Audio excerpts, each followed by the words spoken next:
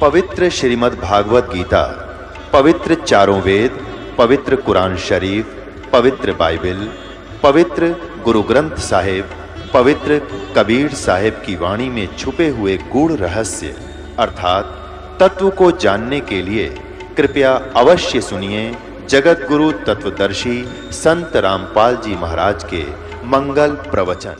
बोलो सतगुरुदेव की जय। बंदी छोड़ कबीर परमेश्वर जी की जय। बंदी छोड़ गरीबदास जी महाराज की जय। स्वामी रामदेवानंद जी गुरु महाराज जी की जय।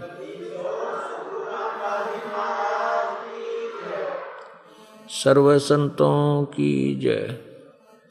सर्व भक्तों की जय। धर्मी पुरुषों की जय। श्री काशी धाम की जय। श्री छुड़ानी धाम की जय। श्री करौथा धाम की जय। श्री बरवाला धाम की जय। सत साहिब। गरीब नमो नमो सतपुरुष को नमस्कार गुरु की नहीं। सुर नर मुनि जन साधुआं संतों सर्वसदी नहीं। सतगुरु साहिब संत सब दंडोतम प्रणाम। आगे पीछे मध्य हुए तिनको जा कुर्बान।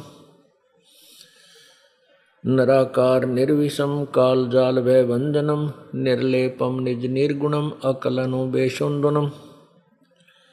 सोहम सुरति समापतम सकल समाना निरतलय। उज्ज्वल हिरंबर हरदमम बेपरवा अथा है वार पार नहीं मध्यतम। ग्रीव जो सुमर सिद्ध होई गणनायक गलताना। करो अनुग्रह सोई पारस पद परवाना। आदि गणेश मनाऊं गणनायक देवन देवा। चरण कमलो लाऊं आदंत करूं सेवा। परम शक्ति संगीतम ऋषिदाता सोई। अवगत गुण अतीतम सत्य पुरुष निर्मोही। जगदम्बा जगदीशम मंगल रूप मुरारी। तन मन अर्पों शेषम भक्ति मुक्ति भंडारी। सुर नर मुनि जन ध्यावें ब्रह्मा विष्णु महेशा। शेष सहस मुख गावे पूजे आदि गणेशा। इंद्र कुबेर सरीखा वरुण धर्म राय ध्यावे। समर्थ जीवन जी का मन इच्छा फल पावे। 33 कोटि आधारा ध्यावे से 88। उतरे भव जल पारा कट है यम की फांसी। 33 कोटि आधारा जावे से 88। उतरे भव जल पारा कट है यम की फांसी। सत साहिब। कर जोरूं विनती करूं धरूं चरण पर शीस। गुरु जी राम देवानंद जी महाराज ने दियो नाम बख्शीश। कोटि कोटि सिजदा करूं कोटि कोटि प्रणाम। चरण कमल में राखियो मैं बंदी जाम गुलाम। कुत्ता तेरे दरबार का मोतिया मेरा नाम। गले प्रेम की जेवड़ी जहाँ खेचो वहाँ जाऊं मैं। तो करो तो बावड़ू, दूर दूर करो तो जाऊं। ज्यों राखो त्यों ही रहूं, जो देव सो खाऊं।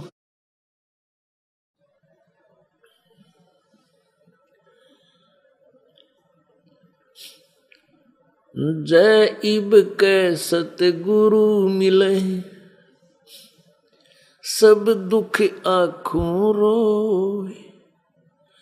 चरणों ऊपर शीश धरूं, कहूँ जो कहनी हो।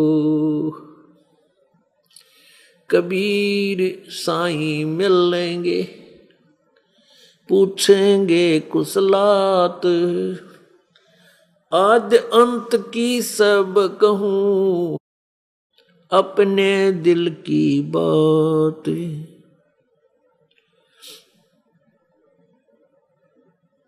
गुरु जी तुम ना भूलियो, चाहे लाख लोग मिल जाए। हमसे तुमको बहुत हैं, तुमसे हमको नहीं। तुमरे विसारे क्या बने, मैं किसकी शरण में जाऊं। शिव वृंच मुनि नारदा, इनके हृदय न समाऊं। अवगुण किए तो बहुत किए, करत न मनी हार। बावे बंदा बख्श दियो, बावे गर्दन उतारे। अवगुण मेरे बाप जी, बख्शो गरीब नवाज। जो मैं पूत कपूत हूँ, बहुर पिता को लाद। मैं अपराधी जन्म का, नक्सक भरे विकार। तुम दाता दुख भंजना, मेरी करो संभारे। पूर्ण ब्रह्म कृपा निदान, सुन के सो करतार। गरीब दास मुझ दीन की, रखियो बहुत संभार। बंदे तू कर बंदगी, जय चावे दीदार। अवसर मानुष जन्म का, भाई मिले न बारंबार। राम नाम रटते रहो, जब तक घट में प्राण। कबहू तो दीन दयाल के, भनक पड़ेगी कान।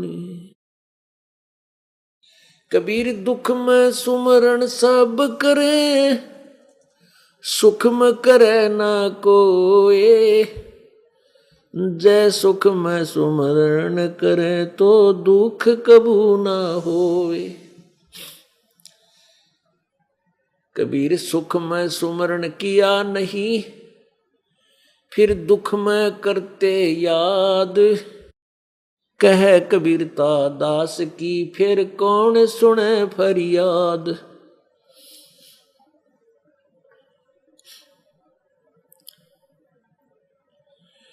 मानुष जन्म दुर्लभ है, ये मिले न बारंबार। जैसे तरवर से पत्ता टूट गिरे, वो बहुर न लगता डर। परम पिता परमात्मा, सर्व सृष्टि रचनहार, कुल मालिक कबीर परमेश्वर कबीर देव, ये वो परमात्मा है जिसने सर्व सृष्टि की रचना की है। ये वो परमेश्वर है जो दुखी प्राणी को सुखी कर सकता है। प्रारब्ध के अंदर लिखे हुए पाप कर्मों को, आने वाले जीवन में भयंकर दुखों को वो परमेश्वर नाश कर सकता है, समाप्त कर सकता है। ये वो परमात्मा है कबीर देव, कबीर प्रभु, कबीर परमेश्वर, जो पाप विनाशक है और मासा घटे न तिल बधे, विधना लिखे जो लेख, और सच्चा सतगुरु मेट कर ऊपर मारे मेख। जमजोरा जासे डरे मिटे कर्म के लेख, अदली असल कबीर हैं वो कुल के सतगुरु एक। ये वो परमात्मा है जो प्रत्येक असंभव काम को संभव कर सकते हैं। कबीर परमेश्वर की, कबीर देव की डिक्शनरी में, कबीर परमेश्वर के शब्दकोश में असंभव शब्द नहीं है, इम्पॉसिबल वर्ड नहीं है। ये परमात्मा इस काल के लोक में आते हैं और काल के द्वारा अपने अज्ञानी संदेश वाहकों द्वारा इतना अज्ञान फैला दिया गया होता है कि प्रत्येक प्राणी परमात्मा की परिभाषा डेफिनेशन से भी अपरिचित हो जाता है। वो परमेश्वर नए सिरे से उस तत्व ज्ञान का प्रचार करते हैं और उस समय के जो अज्ञानी गुरु, जो काल प्रेरित संत ऋषि महर्षि होते हैं, वो उस परमेश्वर का जबरदस्त विरोध करते हैं। राजा और प्रजा को भ्रमित करके उस प्रभु का विरोधी बना देते हैं। लेकिन परमेश्वर प्रत्येक बार अपने कार्य को पूर्ण रूप से सफलता से करके जाते हैं। जैसा कि आप सुनते हो कि परमेश्वर कबीर जी चारों युगों में आते हैं, सतयुग में आते हैं, उसमें उनका एक नाम सत्सुकृत प्रचलित रहता है। उसके अतिरिक्त अन्य भी नामों से वो कुछ समय के लिए आते हैं, लेकिन एक जो सत्सुकृत नाम है इसमें वो पूर्ण एक लीला करते हैं। नवजात शिशु के रूप में प्रकट होते हैं, उनके कोई माता पिता नहीं होते, फिर लीला करते हुए बड़े होते हैं और छोटी ही आयु में वो इस तत्व ज्ञान का प्रचार प्रारंभ कर देते हैं। और उस समय के जितने भी ज्ञानी वो विद्वान कहलाते हैं, ज्ञानी कहलाते हैं, वो टोटल अज्ञान से परिपूर्ण होते हैं, परमात्मा के सत्य ज्ञान का विरोध करके जनता को भ्रमित रखते हैं। कुछ एक प्राणी ही परमात्मा को पहचान पाते हैं, उनका वो उद्धार सतयुग में कर देते हैं। इसी प्रकार परमात्मा त्रेता युग में परमात्मा जब आते हैं, उनका नाम मुनिंदर होता है, ऋषि मुनिंदर। उसमें भी यही स्थिति होती है कि परमात्मा समझाते हैं, कहते हैं कि प्रभु पूर्ण परमात्मा कोई और है, तुम जिस भगवान की भक्ति करते हो ये पूर्ण परमात्मा नहीं है, ये ब्रह्म है, ब्रह्म 21 ब्रह्मांड का प्रभु है, इसकी भक्ति से तुम्हें मोक्ष प्राप्त नहीं हो सकता। परंतु उस अज्ञान से परिपूर्ण वो ऋषि महर्षि परमात्मा का विरोध करते हैं, जनता को सत्य से अपरिचित रखते हैं। फिर परमात्मा द्वापर युग में आते हैं, उसमें उनका नाम करुणा में रहता है।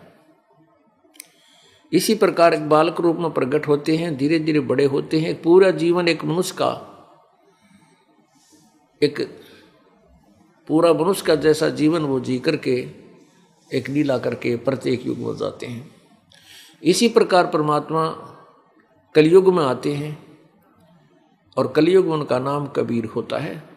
ये कबीर नाम कलयुग के अंत तक चलेगा, ये इनकी समर्थता का प्रमाण होगा।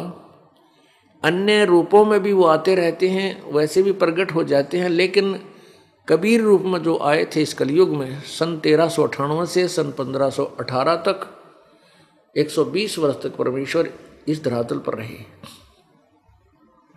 और 5 वर्ष की आयु से ही इस तत्व ज्ञान का प्रचार करने लगे।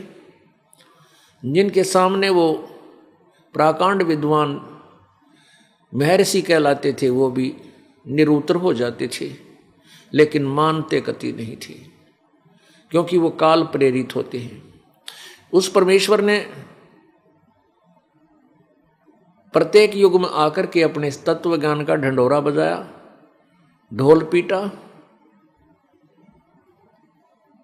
परमात्मा कहते हैं चारों युग में संत पुकारे, कूक कहा हम हेल रे, हीरे माणक मोती बरसें यो जग चुगता ढेल रे।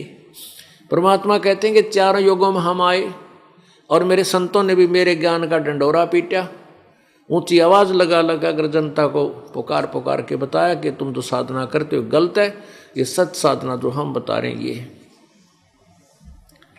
लेकिन ये भोली जनता हीरे और मोतियों को छोड़कर कंकर पत्थर वो डले उठाए फिर रहे हैं। आन उपासना रूपी ये ढेल डले उठा रखे, कंकर इकट्ठी कर रखी हैं हीरे और मोती की जानकर। परमात्मा कहते हैं कि चारों युग में संत पुकारे और कूक कहा हम हेल रे, ऊंची आवाज लगाकर हेला देकर हमने कहा कि हीरे माणक ये मोती वर्षे, ये तत्व ज्ञान रूपी इस यथार्थ भक्ति से जो बनने वाली कमाई है वो हीरे मोती जानो, और आन उपासना जो अन्य पूजाएं हम करते हैं वो डले ढो रहे हैं, वो डले कंकर पत्थर हमने अपने सिर पे रखे हैं, ये जान करके हमने बहुत धन इकट्ठा किया हुआ है, लेकिन वो धन नहीं है, वो भक्ति धन नहीं है। परमात्मा क्या बताते थे? परमात्मा हर प्रकार से अपनी प्यारी आत्माओं को समझाने का प्रयत्न करते हैं। गद्य और पद्य भाग दोनों ही बोल करके सुनाते हैं। क्या कहते थे प्रभु?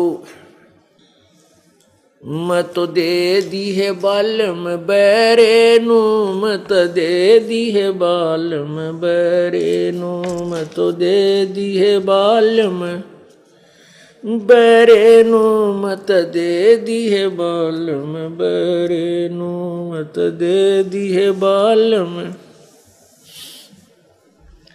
बैरेनु, मत दे दी है बालम बैरेनु।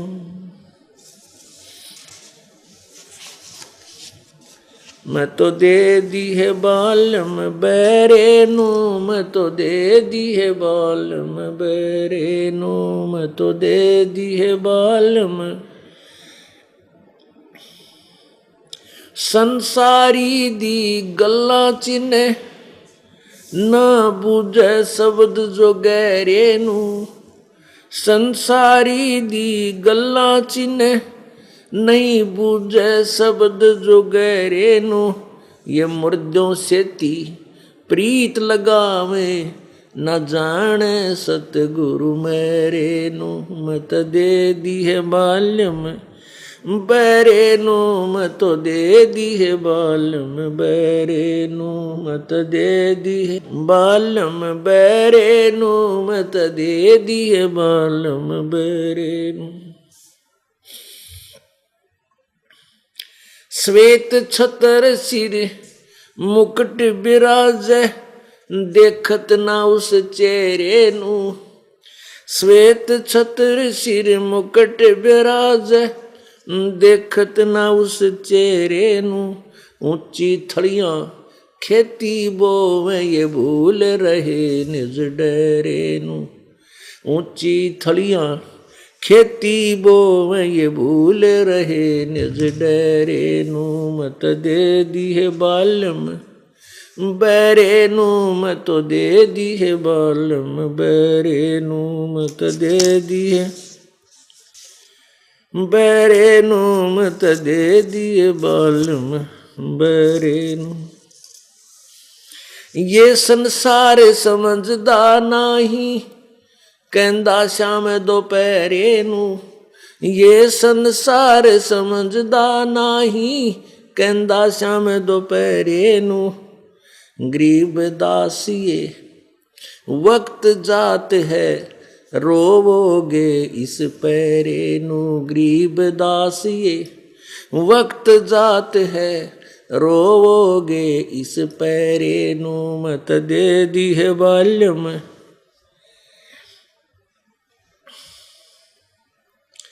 मैं तो दे दी है बाल्यम बैरे नू। मैं तो दे दी है बाल्यम बैरे नू।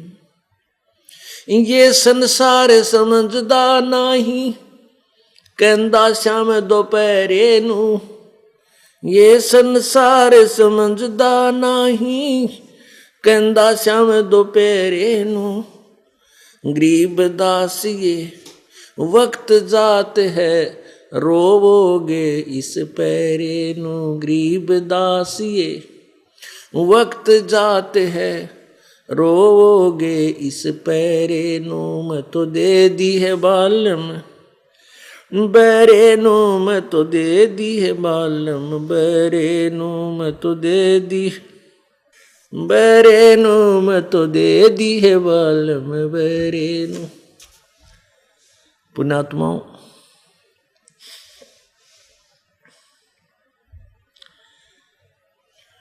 परमात्मा ना जाने कितनी प्रकार से सोई हुई आत्मा को जगाना चाहते, ना जाने कितने एग्जाम्पल कोड करते, ना जाने कितने प्रकार की वाणी हमारे को सुनाते हैं। वैसे तो 10-20 वाणी बहुत है, 10-20 शब्द बहुत है समझने के लिए, लेकिन हम काल के कुएं में गिर चुके हैं। जैसे कुएं में बाल्टी गिर जाती है, कुएं में जब रस्से के बांध कर पानी निकालने के लिए एक पात्र प्रयोग करते हैं, उसको डोल भी कहते हैं, उसको बाल्टी एक बाल्टी होती है। तो वो बाल्टी कई बार रस्सा टूट जाने से और वो बाल्टी कुएं में गिर जाती है। उसको निकालने के लिए क्या करते हैं, उसके लिए एक कुंडे से होते हैं, उन्हें कांटा बोले, उसके कुंडे से होते हैं हुक, 20-21 हुक इकट्ठे ही उल्टे सुल्टे उसका ऐसे ग्रुप सा बना करके झुंड सा वो बना होता है, और उसके ऊपर एक रस्सा बांधा होता है, लोहे के हुक होते हैं। वो 21, 25, 22 ऐसे 17-18 होते हैं। उनको ऐसे कुएं में रस्सी से डाल दिया जाता है और वो बाल्टी ना जाने कौन से हुक में उलझ के और बाहर आ जावे। वैसे तो एक हुक भी डाला जा सकता, लेकिन नहीं, उस एक से तो इधर उधर हो जाए, वो 21-22 कई ज़्यादा वो हुक डाल दिए जाते हैं लोहे के बना करके, तो ना जाने वो कौन से में उलझ जा। तो ऐसे ही परमात्मा ने ना जाने कितने प्रकार की वाणी और भिन्न भिन्न प्रकार के उदाहरण हमें बता करके, भिन्न भिन्न प्रकार की ये वाणी, भिन्न भिन्न प्रकार के ये एग्जाम्पल उदाहरण हमें निकालने के लिए ये हजारों की संख्या में ये वाणी रूपी कुंडे, वाणी रूपी हुक इस काल के कुएं में डाल रखे, और ना जाने किस पुण्यात्मा के कौन सी वाणी खटक जा और उद्धार हो जाए उसका, वो परमात्मा के चरणों में लग जाए। इसलिए क्या बताते हैं कि आत्मा रो रही है अब, और परमात्मा से पुकार करती है कि प्रभु मेरे को तो इस मन रूपी इस बैरे के साथ आपने बांध दिया, व्याधि इसके साथ मेरा विवाह कर दिया। ये मन बहरा है, बहरा मीन ये अच्छे काम की तरफ तो चलता नहीं, रुचि नहीं करता, और उसको अवॉइड कर देता है, कान्ना पे घटाड़ देता है। और कोई ऊट पटांग काम हो उसको बड़े ध्यान पूर्वक सुनता है, उस पर तुरंत लग जाता है, और ना जाने कितनी मेहनत कर डालता है। अब जैसे हम देखा करते गांव में, अब भी ऐसा ही है। अब कोई ये कहता कि चलो सत्संग में चलोगे, वहां सत्संग हो रहा है, तो कोई ध्यान नहीं देता। और कोई यूं कहे आपस में वैसे कोई स्वाभाविक बातें कर रहा हो कि आज बरवाड़ा में कंपटीशन होगा, तो आसपास से गुजरने वाला भी न्यू कान लगा के सुनेगा, अरे क्या क्या कह रहे हो भाई, वो कहाँ होगा कंपटीशन। कंपटीशन ये एक नई बीमारी चाली है, थोड़े से जनते हैं, उसमें 3-4 पार्टियां गाने बजाने वाले होते हैं, उसको कंपटीशन बोलते हैं। फिर उनको इनाम देते हैं, भाई इसने बहुत बढ़िया रागनी गाई, इसने बहुत अच्छे गाना, इसका अच्छा सुर है। तो उसमें नरे ऊट पटांग सारी रात मुंह बाएं बैठा रहा, हो पीटे जा लेना एक न देने देर, वैसे पड़े ना रेत के माँ। वहां जाने के लिए तो मन तुरंत तैयार हो जा, 100 काम छोड़ दे, और जरा से संकेत से बड़ा ध्यान से सुनता है और उस आरूढ़ होकर पहुंच जाता है। चाहे घर वाले मना करें तो भी उस कंपटीशन रागनी सुन या सिनेमा देखने के लिए पहुंच जाता है। और इसको कहे कि चलो सत्संग में आत्म कल्याण करा लो, इनको फिर देखेंगे, कोई टाइम है यो, हम तो बालक हैं, बड़े बूढ़े होकर के भगवान की भक्ति करा करें। ऐसी शिक्षा और देने लग जाए, स्वीकार हमारा ज्ञान हमारी प्रार्थना स्वीकार ना करके हमें शिक्षा देने लग जाते हैं। ऐसे ही परमात्मा हमें समझा रहे हैं कि ये मन बह रहा है और ये इस आत्मा का कंट्रोलर बना दिया। ये मन जो है ये काल है, ज्योति निरंजन है। इसने काल भगवान ने अपना एक एलिमेंट छोड़ रखा है आत्मा के साथ, प्रत्येक आत्मा के साथ, और ये भ्रमित रखता है इसको। अच्छे काम पे लगन नहीं देना, बुराई कितने मिल जाए वहीं जा करना।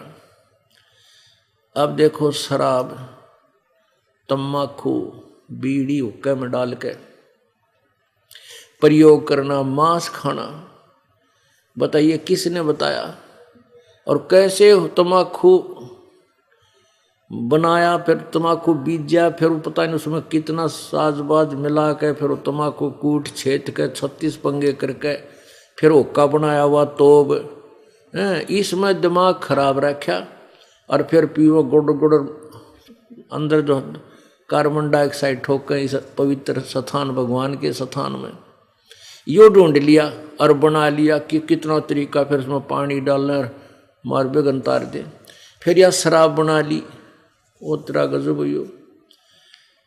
ये कैसे किस प्रकार के डंगा इकट्ठा कर लिया और परमात्मा के नाम पर कह दे इसके 3 तौड़ी पर हैं। ये बुराई को तो स्वीकार शीघ्र कर लेता है।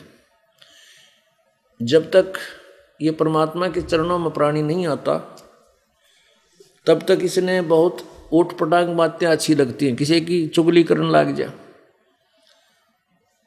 चाहे सारी रात बैठा रहा बतलाएं जागा। और कोई ऐसे ही जैसे सिनेमा ले आते थे पहले, ये VCR चाले थे, और इतनी बड़ी बड़ी कैसेट होया करती वो बड़ी बड़ी, और वो 3 घंटे की एक होती थी, और VCR किराए पे लाते थे। उस VCR में फिर तीन फिल्म लाते थे 3-3 घंटे की। आज सारी ये लूट लेंगे। शाम ने 8 बजे शुरू कर देते, सारा परिवार बैठ जाता और 3-3 घंटे की तीनों देखेंगे। भाई पीछे ला रखे, सारी रात मुँह बाएं बकवाद देखें जा, और सत्संग में आ जा, या तो आवा नहीं रहा गया था आधे घंटे में नौकरन लग जाएगा, आधे घंटे में ठाएं तो भी ना उठे। अरे तेरा गजब। तो ये मन है ना, ये भगवान के अच्छे काम को स्वीकार करना नहीं चाहता, उसके लिए ये आत्मा तड़फ रही है, कह रही है। और यदि ये भक्ति कर रहे है, करना चाहता है तो बकवादा का नहीं, जिससे कोई लाभ ना हो वहां इस आत्मा के डले डुआएं जागा। जैसे आप देखते हो जगन्नाथ के दर्शनार्थ ना अमरनाथ की यात्रा पे और कि तक केदारनाथ की यात्रा पर इतने ऊंचे पहाड़ों पर कर बर्फ में कर पता नहीं कितने नीचे देखो तो 1000 फुट गहरी खाई और एक मेरे ख्याल में 10 इंच का रास्ता उसके साथ साथ नो नो नो और नीचे पैर थड़स जाते ढूंढा नहीं पावे पर वहाँ भी पहुँच जाता है। नो गए वहाँ पहुँच जा और उसको कह दे बरवाड़ा चालो भगवान की भक्ति करो बिछे बिछाए मैट मिले बड़े बनाई रोटी भगवान के दरबार में हर भोजन पाओ और भगवान के गुण गाओ।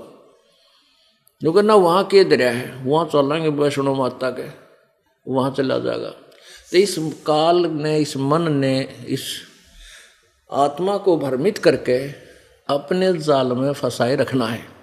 परमेश्वर आते हैं तब इस आत्मा का उद्धार करते हैं और तत्व ज्ञान प्रचार करके इसको जगाते हैं। फिर ये जाग जाती है तब क्या कहती है, मत दे दी है बाल्य में बैरेनु, मत दे दी है बाल्य में बैरेनु, संसारी दी गल्ला चिन्ह ना बूझे शब्द जो गहरेनु।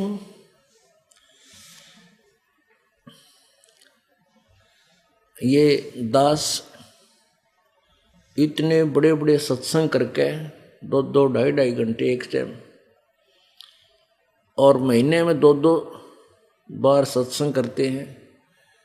एक बार में 3-3 दिन सत्संग होता है, 4 घंटे डेली और पूरे प्रमाण के साथ उदाहरण सहित सदग्रंथों का ज्ञान निर्मल ज्ञान आपके समक्ष सुनाता हूँ।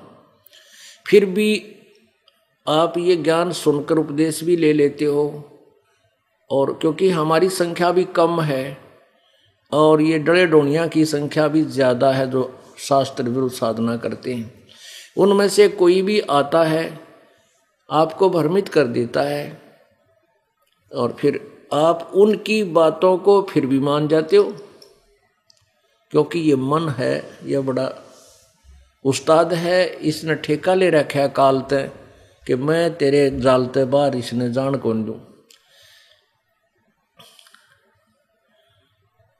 अब क्या बताते हैं भगवान, ये काल जो है संसारी दी गल्ला चिन्ह ना बूझे शब्द जो गहरेनु और मुर्दों से ती प्रीत लगाव न जाने सतगुरु मेरेनु। एक बार वैसे तो बहुत से ऐसे उदाहरण हैं परंतु एक आधा उदाहरण कति काटे का होता है जो आपको आसानी से समझ में आ जाता है। जींद में पटियाला चौक है एक, वहाँ पर एक रमेश जैन नाम का एक भक्त है हमारा। वो पहले ऐसे ही पहले तो जैनी था और फिर वो साधना जैन धर्माली तक करें थे, बाकी धार्मिक जैसे अपने शिव जी की, कृष्ण की, राम की वो भी करें थे। सब कुछ करते करते क्या था कि उसकी पत्नी का नाम कमलेश है, उस बहन कमलेश को तो सांस की बीमारी, उनके एक लड़की थी उसके दौरे पड़े मृगी आवे, 2 बच्चे जुड़ुआ थे, अनिल सुनील नाम है उनके, अब तो वो तगड़े हो रहे हैं। वो दोनों इतने बीमार रहे हैं, वो कह रहे थे जी महीने में 30 दिन में से 20-15 दिन ये हॉस्पिटल में रखने पड़ते और बहुत नुकसान रहता है। तो ऐसे हमारे एक भक्त के संपर्क में वो आए, उसने उनको समझाया कि आप सतगुरु जी का उपदेश ले लो, परमेश्वर कबीर जी की शरण में आ जाओ, तुम्हारे दुख दूर हो जाएंगे।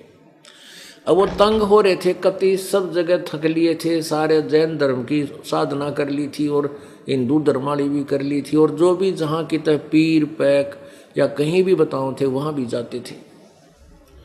अब मरता क्या नहीं करता, दुखी प्राणी तो फिरेगा, कोई बता दे वहीं जाना पड़ेगा उसको। अब उसको बताया गया कि ऐसे ऐसे आप उपदेश ले लो, इस दास के विषय में उसने बताया और बहुत से उदाहरण दिए कि ऐसे उनके वो ठीक हो गए, उनके ऐसी बीमारी थी वो तकलीफ ठीक होगी, वो ऐसे हानि होती रहती थी वो ठीक हो गए। तो उसने 2-4 से पूछ पाछ कर उसका विश्वास दृढ़ हो गया कि नाम हम ले लेंगे। जब वो नाम लेने आए तो उनको सारी मर्यादा बता दी कि और पूजा नहीं करोगे बिल्कुल भी, और पूजा करोगे तो हमारा नाम खंड हो जाएगा, कोई लाभ तुम्हें नहीं मिलेगा। उन्होंने सारी स्वीकार कर ली। अब जैसे आप कहोगे वैसे कर लेंगे। बच्चों ने भी उपदेश ले लिया, उस बहन ने भी उपदेश ले लिया, भगत जी ने भी उपदेश ले लिया। कमलेश, उस बहन का जो श्वास की बीमारी थी वह ठीक होगी, लड़की के दौरे पड़ने बंद हो गए। वो लड़के उसके बाद बीमार हुए नहीं। ऐसे 3 महीने उनके बीत गए।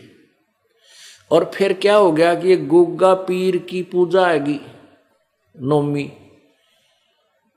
वह गुग्गा पीर की एक नौमी होती है भादवे में। उस गुग्गा पीर की पूजा आ गई और उस बहन ने को तो समझा दिया गया था और उसको भी आनंद आ गया था कि हमारे तो सुख हो गया, तो उसने वो सब पूजाएं छोड़ दी थी। एक उसकी सहेली आ गई पड़ोस में, तो वो कहने लगी ये कमलेश आज पीर पे नहीं चल दी ना, वो गुग्गा नहीं पूजा तने, गुग्गा जी की पूजा नहीं की। नु बोली बेबे मैंने छोड़ दी, हमने तो पूजा छोड़ दी, हम केवल वही पूजा करेंगे जो गुरु जी ने बता रखी है, और पूजा हम करें को नहीं, मन तो त्याग। तो वह बहन ले रही थी किसी इन बड़े बड़े संतों को, जो जिनके करोड़ों शिष्य हैं, वहां से उपदेश ले रही थी उसकी सहेली। तो वो कहने लगी बहन मैंने भी उपदेश ले रखा, और तेरे तो 10 साल पहले का ले रही हूं मैं, बताइए उस फलाने संत का नाम ले रखा है। और बहन मैंने भी थोड़े दिन पूजा छोड़ दी थी, मेरी तो बिरान माटी हो गई थी, मैं तो फिर ये सारी पूजा करने लगी, जी सा आ गया। और फिर बताया कि हमारे रिश्तेदार ने ऐसे पूजा छोड़ दी थी, उसका एक का लड़का था वो मर गया बेबे हैं ये। तो वो कमलेश डरा दी उसने पाँव थोड़े सी देर तो पैर अपने दृढ़ रखे, मन थोड़ा सा दृढ़ रखा, लेकिन इस तरह की बातें सुनकर वह भी घबराएगी। तो उस बहन ने क्या किया, वह गुग्गा की पूजा कर दी, उसकी किमें जो लटोटर सा कर दिया। तो उस अगले उसी रात ने उसका तो सांस नहीं जुड़े, सांस वो दमा हो गया, लड़की की मिर्गी शुरू होगी, दोनों बालक बीमार हो गए वो हॉस्पिटल में। तो अगले दिन शाम ने वो रमेश भगत अपनी दुकान से जब उसके घर में आया तो उसकी दुर्गति देखी। वो फिर हमारे उस भगत के पास गया जिसने हमारे से उसका मेल कराया था, नाम दिलाया था। और रमेश कहने लगा भाई हमारा तो फिर वो काम हो गया, वह कमलेश बीमार हो गई, लड़की के दौरे पड़ने लगे और दोनों बच्चे बीमार हो गए, हॉस्पिटल में लेकर गया हूँ, हॉस्पिटल में दाखिल करा दिए। तो वो भगत कहने लगा भाई ऐसी बात नहीं हो सकती, कोई गड़बड़ करी है घर में, कोई गलती की है तुमने। वो ने कहना भाई कति गलती नहीं कर रखी, हमने सही पूजा कर रहे। वो भक्त बोला मैं नहीं मान सकता इस बात। नो कहते कहते वो घर न आ गए, घर उस रमेश के घर आ गए। तो उसने पूछा कमलेश तने कोई पूजा पाजा तो और नहीं कर दी? ना भाई मैं क्यों करूँ थी, वह डर दी ना बतावा जई बता दी तो यूँ गड़ेगा रमेश उसका पति। तो वैसे ही देखता देखता वैसे ही कर रहा था, मैं पीछे न चला गया, बरंडा था पिछली साइड में मकान का, वहाँ दर रखी उसने तम्बाकू की पिंडी सी और जोत ला रखी, वह बुजरी पहले दिन की वो रखी, उठाना भूल गई उसने। वो पता लगना था ना तो और बिरार मट्टी हो उनकी, वह बतावा नहीं हो दूना दुख हो जाता। तो वो कहने लगा यू क्या कर रखा तुमने पीछे लटोटर सा। तो रमेश बोला ये तो गुग्गा की पूजा करा करते हम इस तरह। उससे पूछा कि तने यू क्या करया, ये क्या कर दिया? नो बोली मैंने गुग्गा की पूजा कर दी, गुग्गा पीर की। वो भगत बोला गुग्गा फेर आ बड़ा थारा मुश्किल तो निकाला था, यो गुग्गा फेर बुला लिया तने गार्डन जोगी, ये गुग्गा तो ये काम करेगा थारे सारे बिरान मट्टी होगी, बीमार होगी। और कितना मना किया था, 3 महीने 4 महीने तो ठीक रही, थारे सारा सुख हो गया, फिर भी तेरा दृढ़ विश्वास नहीं हुआ। नो बोली भाई क्या करूँ, एक पड़ोसन आ गई उसने मैं डरा दी। नो बोली एक का पूजा ना करा करती, नाम ले रही थी उसने, उसका एक कच्छ हो रहा था, वो मर गया। भाई मन तो डर लग गया, जहाँ तो पूज दिया। ये पहला गड्ढा करती तो पूजा करती, सारी बयान माटी हो रही थी, जिया समझ में क्यों ना आई तरह। तो उसके बाद और रमेश ने धमकाई करड़ी करी तंत्र नाश कर दिया, बता के बात थी यार। वह बोली पाछे नहीं करूं, मैं कति नहीं करूं। अब क्या समाधान हो कि गुरुदेव के पास चलो, अक्षमा याचना करो, तुम्हारा नाम खंड हो गया। पुण्यात्मा वो अपना बिजली का कनेक्शन ले लिया, और कनेक्शन ले लिया, और कनेक्शन जब तक ठीक है तो आपका पंखा भी चलेगा, ट्यूब भी जगेगी, एंड पंप भी चलेगा, और चक्की भी चलेगी, दूध भी बिलोएगी, सारे काम करेगी। और कनेक्शन गया कट तो पंखे हवा में चल पड़िए थोड़े बहुत, नहीं कुछ नहीं चलेगा। तो ऐसे ही अब आपका काम, आपने प्रभु की पावर से कनेक्शन मिल गया, ले लिया, और इस आपका काम ही पावर से होगा सारा। और आपने जो कनेक्शन दिया कट गया, किसी भी कारण से खंड हो गया आपका नाम उपदेश, तो प्रभु की पावर आपके पास नहीं पहुंचेगी, तो आपके काम सब ठप हो जाएंगे। पुण्यात्माओं, ये पल्ला गांठ लगा लो, जब तक आप परमेश्वर की मर्यादा में रहोगे आपके सारे काम ठीक रहेंगे। और आपने जिस दिन मर्यादा तोड़ दी, परमात्मा 100 कोस दूर हो जाएगा, वो कनेक्शन कट जाएगा, आपको नहीं लाभ मिलेगा। परमात्मा कहते हैं, तो उन्होंने फिर अक्षमा याचना की, दोबारा उपदेश दिया। उसके बाद उन्होंने कभी नाम खंड नहीं किया।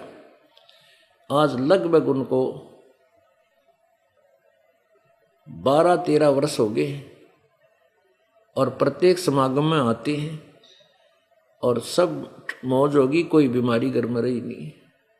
लड़की की भी शादी कर दी, उसके दौरे पड़ते थे, बच्चे भी जवान हो गए हुए। तो पुण्यात्माओं, परमात्मा कहते हैं 100 वर्ष तक हमारी पूजा। परमेश्वर कबीर जी कहते हैं 100 वर्ष तो सतगुरु की पूजा। सतगुरु की पूजा मीन जैसे सतगुरु यानी तत्वदर्शी संत आपको मार्गदर्शन करें, वो पूजा। और एक दिन आन उपासी, एक दिन और पूजा कर लोगे, कहते वो अपराधी आत्मा फिर पड़े काल की फांसी। बताओ, 100 वर्ष तो सतगुरु पूजा, एक दिन आन उपासी, वो अपराधी आत्मा फिर पड़े काल की फांसी। ओहो, अब तुम न तो जरा सी लगे और काम बिगड़ गया सारा। जैसे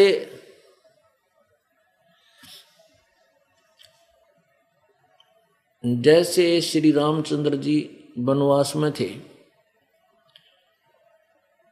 और वहां सीता जी थी, लक्ष्मण जी थे, और वहाँ एक बगीची बो रखी थी फूल फालों की। तो उसमें एक रावण का मामा मारीच एक हिरण बनकर उस बाड़ी को तोड़ने लग गया, बगीची को, और सोने का हिरण बन गया, स्वर्ण, बहुत सुंदर था। सीता जी ने कहा कि ये हिरण मेरे लिए लाओ, मुर्दा या जिंदा। उन हट कर ली। ये आपने कथा सुन भी रखी है।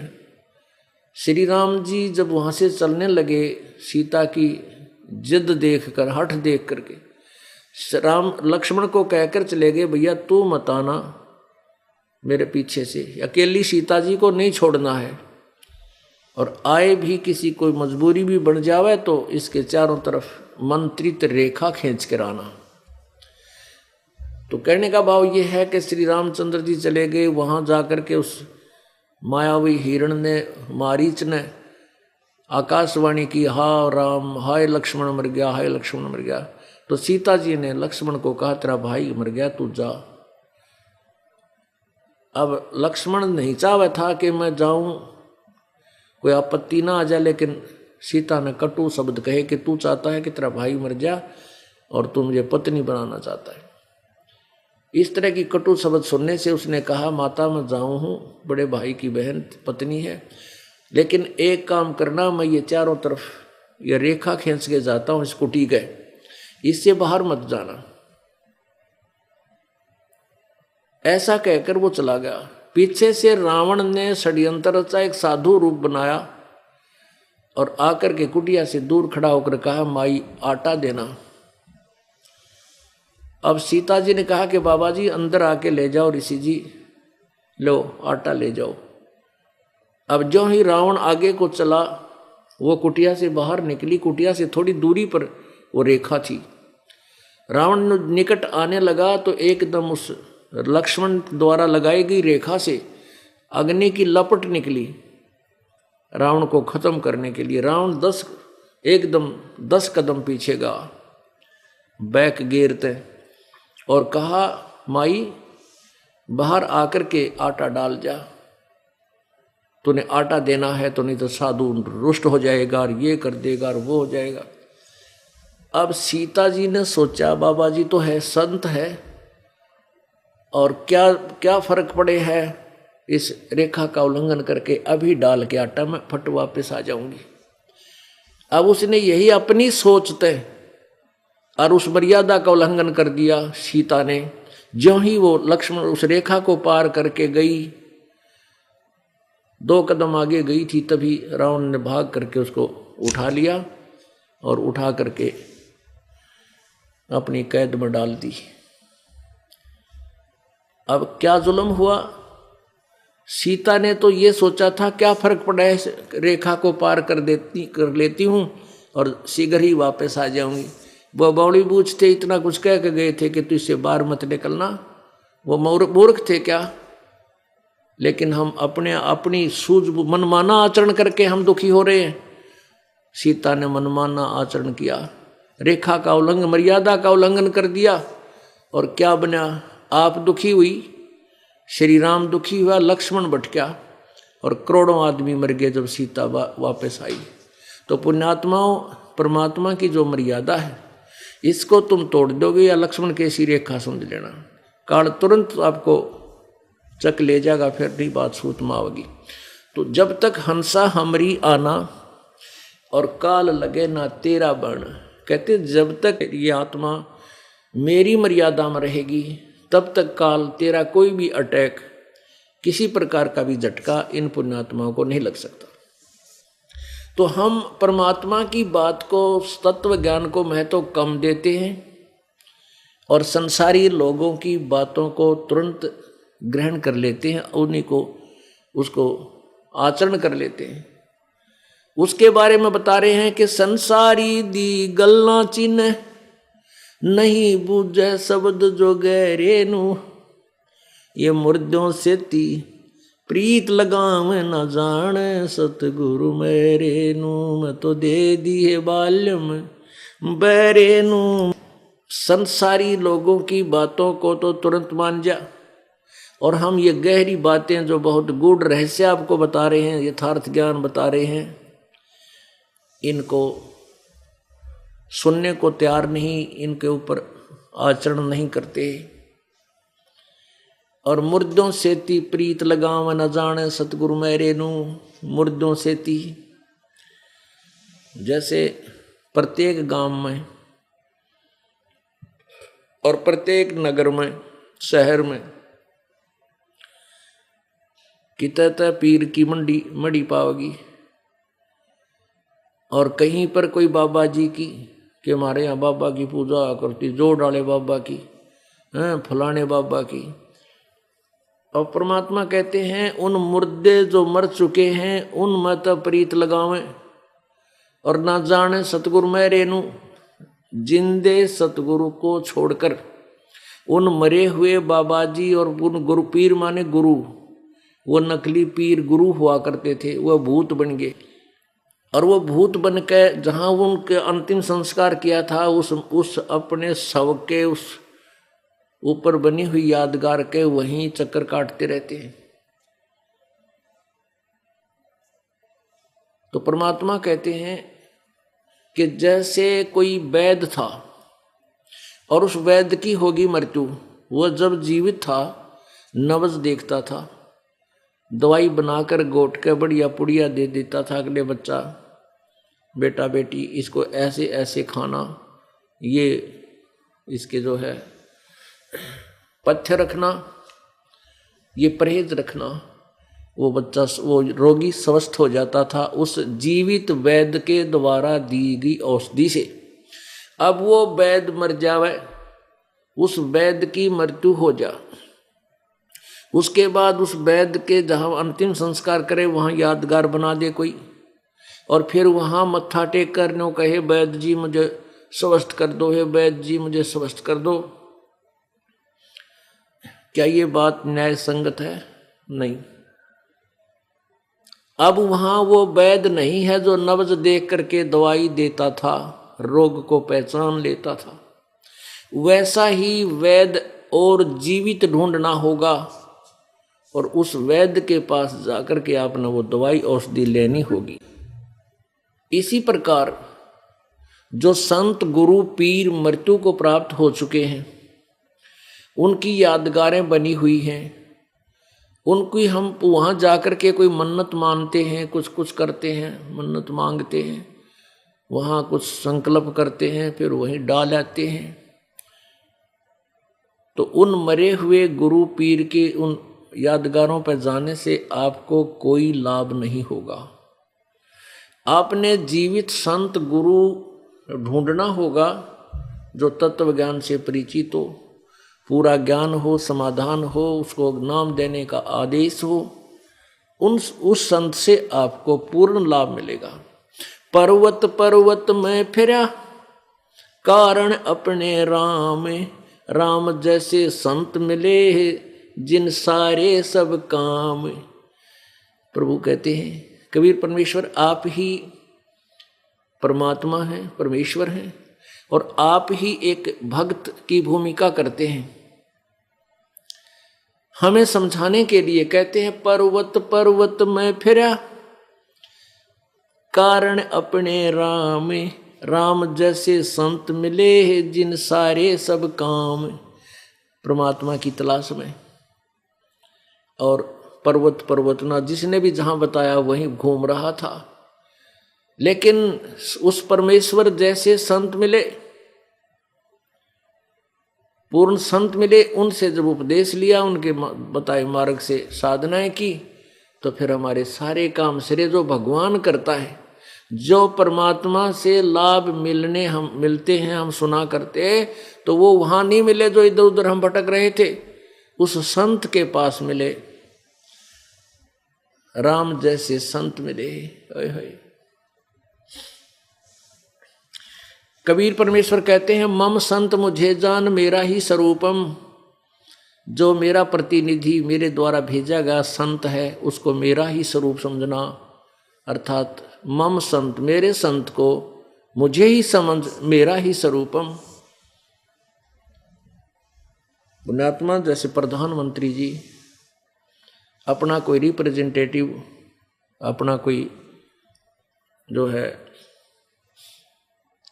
नुमाइंदा प्रतिनिधि यहाँ भेज दे हिसार में, और उसको पावर दे देता है, इतनी पावर दे देता है कि वो प्रतिनिधि यहाँ के मुख्यमंत्री से भी ज़्यादा लाभ आपको दे सकता है। तो उसको प्रधानमंत्री कहो चाहे वो प्रतिनिधि कहो, क्योंकि उसके पास पावर प्रधानमंत्री वाली ही है। तो ऐसे ही परमात्मा कहते हैं, मम संत मुझे जान मेरा ही स्वरूपम। मेरे द्वारा भेजा गया जो संत है, उसको मेरा ही स्वरूप समझना, अर्थात उससे तुम्हें वही लाभ होंगे जो मैं खुद दूंगा।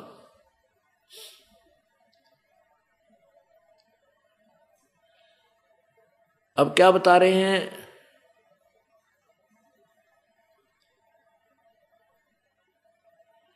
मुर्दों से ती प्रीत लगावे, न जाने सतगुर मेरे नू। फिर क्या बताते हैं? श्वेत छतर सिर मुकुट विराज, देखत न उस चेहरे नू। श्वेत छतर सिर मुकुट विराज, देखत न उस चेहरे नू। ऊंची थलियां खेती बोवे, ये भूल गए निज डेरे नू। ऊंची थलियां खेती बोवे, भूल गए निज डेरे नू मैं तो दे दी है बालम बैरे नू मैं तो दे दी है बालम बैरे नू।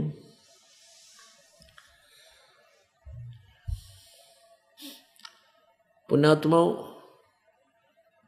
अज्ञानता के आधार से हमने परमात्मा की परिभाषा क्या सुन रखी थी कि परमात्मा निराकार है, उसका केवल प्रकाश ही देखा जा सकता है।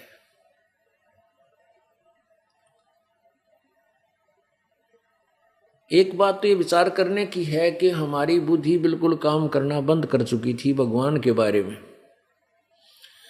हम विचार भी नहीं कर सकते थे इतना भी कि कहते हैं प्रभु का प्रकाश देखा जा सकता है, प्रभु निराकार है। अब जैसे कोई कहे कि सूर्य निराकार है, सूर्य का प्रकाश देखा जा सकता है, ये बात कोई जचने वाली नहीं है कि हमने सूर्य का प्रकाश देखा, सूर्य कैसा है कि वो तो निराकार है। हमने ट्यूब लाइट देखा, ट्यूब कैसा है, ट्यूब निराकार है। ये थ्योरी किसी आंखों वाले की नहीं हो सकती, अंधे की अंधे से सुनी हुई हो सकती है।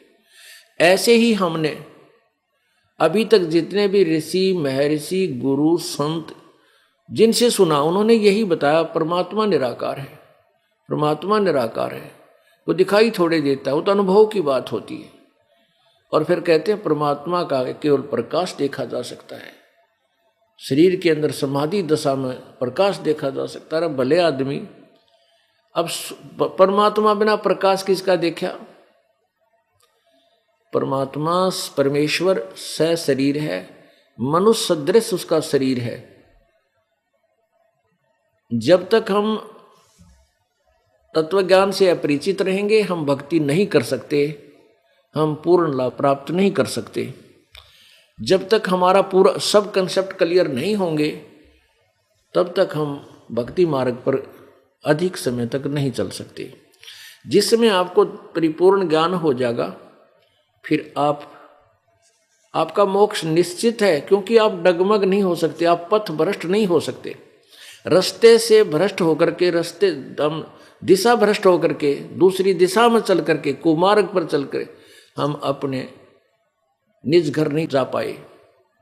अब हमें दृढ़ विश्वास हो जाएगा कि जिस मार्ग पर हम चल रहे हैं ये अपने निज घर का है, हम कभी डगमग नहीं होंगे। थे 100 आदमी बैक आए हमें।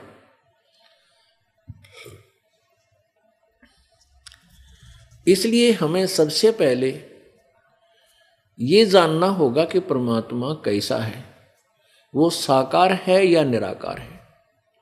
परमात्मा साकार है, मनुष्य जैसा है और वो स शरीर है। अंतर इतना है कि प्रभु का शरीर तेजो में है, प्रकाश है, प्रकाश युक्त है, प्रकाश में है। जैसे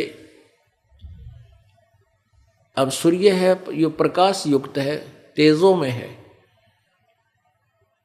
इसी प्रकार परमेश्वर का शरीर तेजो में है, इसलिए वेदों में उसे अग्नि शब्द से संबोधित किया है।